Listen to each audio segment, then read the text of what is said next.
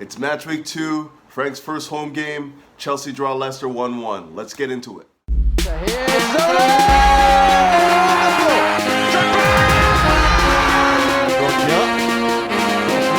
He's got the shot and he scored! Lampard! That could be the championship! He done it!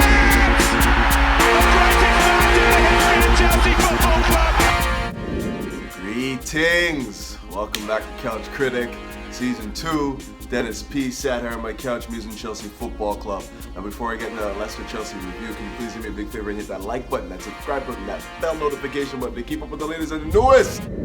Okay, so Chelsea played host to Leicester at the weekend, a game that finished 1-1 with goal scorers Mason Mount and Wilfred Ndidi. And the major talking point for me this week is going to be Chelsea's shape once again. They resorted back to the 4-2-3-1 as opposed to the very good-looking 4-3-3 in the midweek, and it proved to be costly as far as I'm concerned. Now, for the second week in a row, Chelsea came out the gates flying. Obviously, it's the first home game of the season. You'd expect to see that. And pressed them high up the pitch, recovered a lot of balls, and were right into the teeth of the defense immediately. But once again, as Chelsea started to fatigue and Leicester started to grow into the game, the gaps of space started to appear, and Chelsea found it very hard to cope. And I'm of the opinion that this is all down to shape for Chelsea. When you play a 4-2-3-1 and everyone's fresh, full of energy, and willing to run, what you get is the press that we saw in the first half against United and the press that we saw in the first half against Leicester. The problem we're continually running into is once the team starts to fatigue and the commitment to get back and help their teammates will start to wane a bit once the legs get a little bit heavy, we are looking at seismic spaces between our defenders, our midfielders, and I'd even go as far as saying the gaps of space between our holding midfielders and our attacking midfielders is also very big. And teams are exploiting that. I think Leicester played like a 4-1-4-1 yesterday with basically four attacking midfielders, and they were getting in between the half spaces and breaking at pace. And it produced all sorts of problems in the second half. But as I said earlier, this is down to shape for me. In the midweek, we played Liverpool and resorted to the 4-3-3 and instantly looked more solid, more compact, moved as a unit up and down the pitch. And on another day, we would have won that game easily because by far we were the better team on the pitch and had spells of the game where we were in complete domination. I mean, after playing 120 hard minutes in the midweek, like hard minutes against the European champions, one would think that Chelsea would be looking to be a little bit more solid, compact, play that 4-3-3 again, which requires less running on the midfielders because there's somebody else in there to help compensate. When you play the 4-2-3-1, you have the 10, and the 10 doesn't necessarily always have to track back, so it leaves the midfield so much more exposed. A lot of the time, the 10, Mason Mount, who had a great game, by the way. I'm glad to see that he scored. He kind of trailed off in the second half and started giving away the ball a little bit too much, but see him score that first goal was fantastic. But the thing is, when you see Mason Mount, in the 10 role, his MO is also to press high up the pitch. So he's not as adept at getting back and making sure that our midfield is solid again. So we're getting left exposed time and time again. When we play a 4-3-3, there's a little bit more of a balance in the midfield, whereas somebody like Conte can go up and press, you'll have Kovacic and Jorginho in behind him. And vice versa, if Kovacic goes up and presses, then you have Conte and Jorginho. What we're seeing with the 4-2-3-1 is that, Conte will still go and press, and when he does go, we're still left wide open in the midfield because nobody's coming back to compensate. And that's not necessarily down to Mason Mount because also he's involved in the press as well. It's just formationally, it's not working when we want to win the ball up high up the pitch and don't have the same sort of drive and determination to get back and help our teammates out. But not only that, the mileage on the legs is much greater too. Guys are running around a lot more in a 4-2-3-1, especially in the holding positions. They have to cover a lot of ground. They have to be, basically our second line of the press. And there's seismic spaces in there that they have to compensate for. Now, granted, the fullbacks do press up usually and try to eliminate some of those spaces, but when the defense is being pulled all about and you have our holding midfielders, when they have to compensate for more spaces in behind, the first wave of the press, and the spaces between, say, Conte and Jorginho starts to grow from, instead of being at, maybe at 10 meters, it's more of a 15 to 20 meters. Then guys like Madison, guys like, Tielemans, they can find the half space and then the gaps of space to start exploiting that as well. And I feel like they did that they were very successful at doing that in the second half of the game. But what I found puzzling in the midweek game and then again at the weekend against Leicester was the lack of usage for Ross Barkley. I mean, he did play against United. He did play out of position on the left flank. Didn't look terrible. Defensively, he had some things to work on. And he gave away the ball a fair bit. But aside from that, I thought that he actually looked threatening going forward. And when you couple that with what he did during the preseason, you can understand why I'm a little puzzled that he's not getting any minutes whatsoever. I mean, even if you're thinking not to play him midweek, the idea is to use him on the weekend like he did Mason Mount. I figured he might get some burn, but he had no involvement whatsoever. And for a guy that I think can actually play the 8 as well, and when you see the team being blown apart all over the pitch, and you had guys like Conte play 120 minutes. I believe Jorginho played heavy minutes in the midweek, and then also, against Leicester. And to see him on the bench just seemed like puzzling to me. Like, I figured he could at least give you a 30 minutes in the 8 role, especially when you're looking for a goal, as opposed to sticking to the 4-2-3-1 with a tired Mount on the pitch, and Kovacic, who I don't believe is the best sort of like 6. In that Jorginho role. I think he's best to be the backup to Conte, but again, I digress. Thought our center back pairing looked a lot better this week than it did against United. In particular, Zuma, I thought he did a great job with his distribution in the first half. Wasn't just going back to the keeper and inviting on more pressure. He was able to switch it like with rangy passes 40 yards and above to the right flank, and looked a lot more composed and calm when he was on the ball, which is good to see. He's learning, he's settling in a bit more. And Christensen is starting to be a lot more vocal and commanding the line, being the guy that is telling people when to move.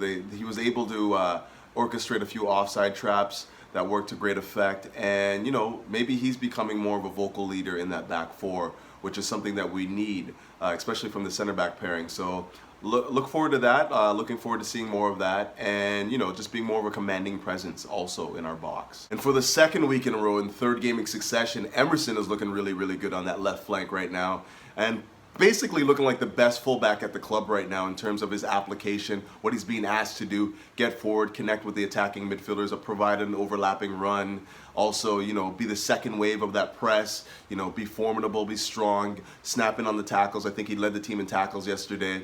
And also be, formidable in the defense. You get back, carry back, and make sure that you're solid in that back 4. And he's done all those, everything's been asked of him, and done it at a very high level. So it's going to be very hard to see him being displaced in that starting 11.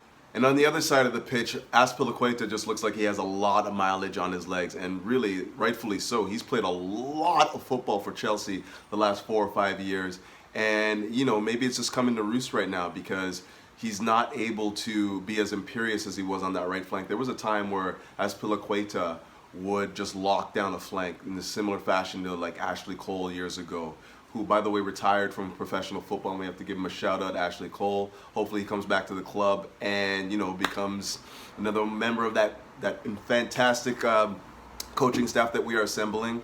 But yeah, shout out to Ashley Cole. But yeah, getting back to Azpilicueta, I really just feel like he's got a lot of miles on his leg right now, and he's being asked to get forward, get back, be a presence in the press as well. So he's not young, and like, even if he were, the amount of miles that we put on his legs right now, the last 4, 5, 6 years, is going to take its toll, and I feel like it's getting to that point right now. It's not that he can't play for us anymore, it's that he cannot play 3 games in a week anymore. I firmly believe that he needs to get at least 1 game off a week now, or 1 game off, 2 games off a month, where he's allowed to recharge and replenish his energy. And hopefully with the return of Reece James, that will offer that for him, like a chance to rest and be even closer to what his best was, maybe even 3 years ago. Now I know we have guys that come back into the side that will help execute Frank's game plan and his idea of football a little bit better. I'm talking about the Reece Jameses, the Rudigers, the Ruben Loftus-Cheeks, who I think is going to be excellent under Frank Lampard. I'm hoping to see him real soon. But having said that, the game against United and the game against Leicester, Brendan Rodgers and Leicester, has exposed some tactical naivety in Frank's game. just when you see, he hasn't really shown that he has the ability to change a match when he sees it's not going the way that we've planned it out to be. We've come out the second half in both games and looked second best, and that's probably an understatement. And we haven't really addressed that. We haven't really made any necessary changes to the side to, change the problems that we've seen. Like the fact that they were against United, they were on the counter, and like the spaces between the midfield and the defenders was so great that they were able to like get into the teeth of the defense with 1 and 2 passes. Against Leicester, they overran the midfield with no problems with the 4-2-3-1. Once Kovacic came on for Jorginho, it got worse. There's no tactical awareness there, and it's not necessarily to the point where it's worrying, because as I said, we do have some guys that need to come back into the squad, and like of course with the midweek game there was a fatigue factor involved there, but overall I want to see more tactical astuteness from Frank. I want to see him be more of a guy, be able to change games on the fly as well, which is obviously very difficult for a manager. You basically are relying on what you see after the fact to make changes and whatnot, and to make changes on the fly is a skill that very few possess. But Frank is a smart guy, and I expect the world from him. So these are the next evolutions of his game, his management, his his ability as a leader on the sidelines that I want to see, and hopefully that happens more sooner rather than later. But I do think I'm going to wrap it up there. Chelsea's first home game under Frank Lampard at Stamford Bridge. Chelsea draw Leicester 1-1 and give up a goal from a set piece once again. It looks like they're kind of like do the hybrid, the zonal and man marking, whereas Zuma was zonally marking an area and Azpilicueta was man marking Wilfred and Didi, and they both mistimed it, and unfortunately Ndidi rose the best and put in a beautiful header. Let's hope that we can shore that up. Our set piece defending has been a sore spot for a couple of years now, and hopefully Frank can address that real soon. We got some big games coming up now. We need maximum points. We got Norwich away, and I believe it's Sheffield United after that at home, and we need to get maximum points from those games and start like really, getting into the season now. We got some players to come back. Rudiger seems like he's getting the closest, and hopefully he can come back in and help us, start getting this thing turned around. The bright side is we are on the board. We are out of the relegation zone. So we got 1 point on the board, and I think we sit 15th now. So, slow climb to the top. But until then, keep the blue flag flying high and up the Chelsea.